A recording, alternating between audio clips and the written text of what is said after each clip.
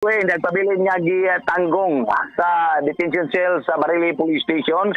Driver sa dump truck kaboy na nakingon sa waybay nga angol o nga angol ngadtong Sabado sa alas 2 sa imidya sa kapunon humanawad ang break ang dump truck na puno og mga sinakog semento.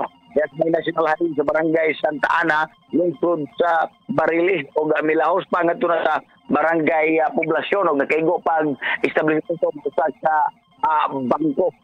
Tanggong siya at umapan ni Police Staff Sergeant Lounge Barili Police Station. Pinamano sa ang taga-tagdimala sa usa ka bangko sa barangay poblasyon Barili aga usanad jud og reklamo batok sa maong driver sa truck sa Negros mapanini nga wa mada sa amicable settlement ug basaka jud aga kaso damage to property.